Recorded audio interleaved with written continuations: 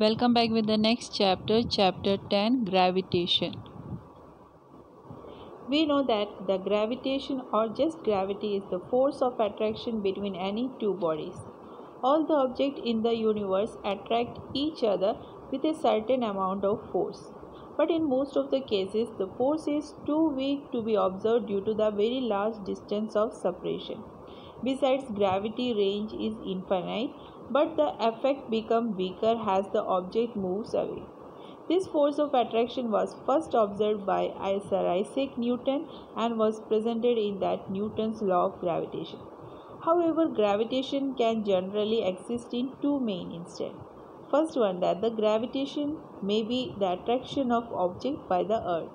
For example, if a body is thrown upward, it reaches a certain height and falls downward because of the gravity of the earth. Second, that the gravitation may be the attraction of an object in outer space.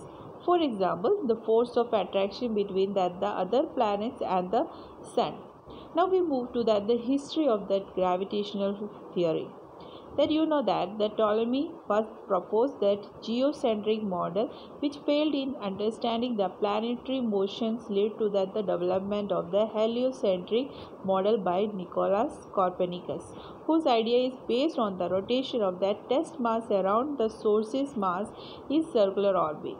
Although the model correctly predicts the position of that planet and their motion, but has failed in explaining many aspects like the occurrence of that seasons, which led to the construction of model based on that Kepler's law of planetary motion. After that, the Sir Isaac Newton will reach, and he gave that every particles in the universe attract every other particles with a force whose magnitude is directly proportional to the product of their masses and inversely proportional to the square of the distance between this center. Gravitational force of the earth or gravity. A force is necessary to produce motion in a body. A body dropped from a height falls towards the earth. It indicates that the earth exerts a force of attraction that we call as gravity on the body. In fact, the earth attracts all the object towards its center. The force with which the earth pulls the object towards it is called that gravitational force of the earth or gravity. The gravitational force between the sun and the earth keeps that the earth in uniform circular motion around the sun. So the gravitational force of the earth or gravity is responsible for holding that the atmosphere above the earth, for the rain falling to the earth, for flow of water in the rivers, for keeping us firmly on the earth, and for the revolution of that moon around the earth, etc. Newton's universal law of gravitation. Everybody in the universe attracts every other bodies with a force which is directly proportional to the product of their masses and inversely proportional to the square of the distance between them. The direction of force is along the line joining the center of their two bodies. Let two bodies A and B of the masses m1 and m2 are placed at a distance of r from each other. Let F be the force of attraction between the bodies, then the force of attraction is directly proportional to the product of their masses, that is, F is directly proportional to m1 and m2. Then the force of attraction is inversely proportional to the square of the distance between them, that is, F is inversely proportional to that r square. Therefore, we get that F is directly proportional to m1 into m2 upon r square. Now we want to remove this proportionality sign. For that, we want that a constant. Here we use that capital G as a constant, which is called as that universal gravitational constant. Now you get that F is equal to G m1 into m2 upon r square. Now that are the properties of gravitational force. What are the properties for that gravitational force? First is that the gravitational force is the weakest force in nature. And the second, it is an attractive force. Unlike electrostatic and magnetic force, they are both attractive and repulsive.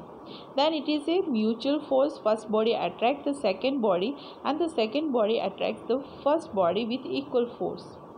then it is a central force, acts along the line joining the center of the body. It is mass and distance dependent. It obeys inverse square law. It is a long range force, that is, it decreases with distance as per that inverse square law and becomes zero only at infinite distance, like electrostatic and magnetic force. At last, it does not depend on the medium between that the interacting bodies. There is no gravitational shielding.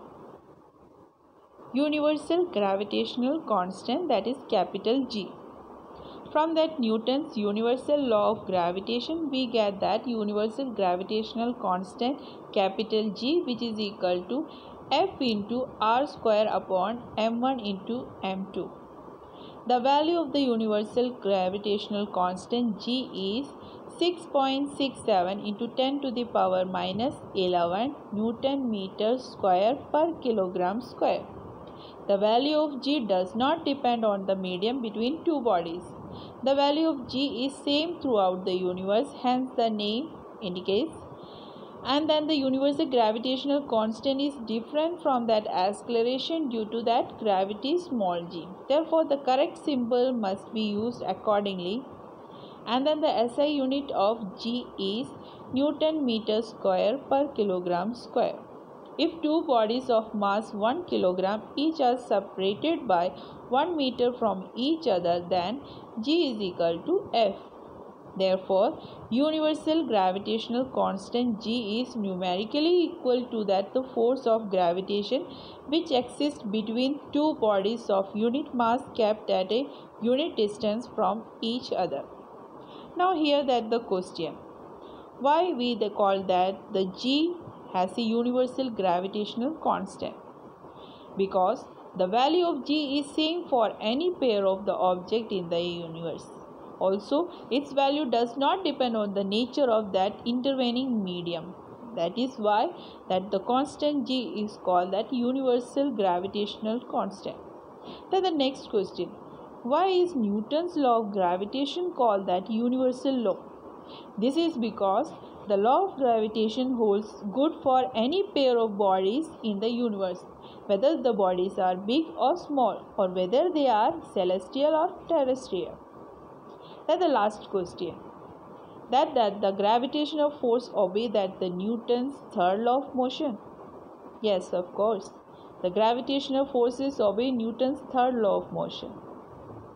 That means if a body that attract a body A to that B with a force FAB, and the body B attracts the body with A with a force FBA, then the two forces are equal and opposite, and that forming the action and reaction force. Hence, the gravitational force also obey that the Newton's third law of motion. Gravitational force is the weakest force of all. If two bodies of mass 1 kilogram each are separated by 1 meter from each other, then F is equal to G, which is equal to 6.67 into 10 to the power minus 11 Newton. So the various objects on this earth attracts one another constantly. They do not cause any visible motion because the gravitational force of attraction between them is very small. Imagine a situation on the earth. If the object continuously move towards each other due to that the gravitational force between them. When both the objects are very big, having very large masses, then the gravitational force of the attraction between them become extremely large. The gravitational force due to that the earth on the object of mass 1 kilogram placed on the ground is that 9.8 Newton. The gravitational force between the earth and the moon even at a large distance is very large and is 2 into 10 to the power 20 Newton. Kepler's law of planetary motion. By 16th century, a lot of data of that motion of planet can be collected by many astronomers. Based on this data, John Kepler derived 3 laws which governs that the motions of the planet. These laws are called as that Kepler's law. The first law for that the Kepler is that the law of orbit, and it is called as the first law. Each planet revolves around the sun in an elliptical orbit. with the sun S is situated on that the one of the two foci. Second law of Kepler's and the law of areas. The line joining the planet to the sun sweeps over equal areas in equal intervals of time. Second law tells us that the planet does not move with a constant speed around the sun. It speeds up while approaching the nearest point that called perigee and slows down while approaching the farthest point called apogee. Therefore, the distance covered on the orbit within the given intervals of time at perigee is greater than that apogee, such that the area swept are equal. Third law and the last law, that is the law of periods. The square of the time period of the revolution of a planet around the sun is directly proportional to the cube of the mean distance of a planet from the sun. The law is mathematically expressed as that t square is directly proportional to that r cube, or we can write t square upon r cube, which is equal to constant. So that the Kepler gave that the law of planetary motion, he could not give it a theory to explain the motion of the planet. Only Newton explained the cause of the motion of the planet is the gravitational force which the sun exerts on them. Newton used Kepler's third law to develop the law of universal gravitation.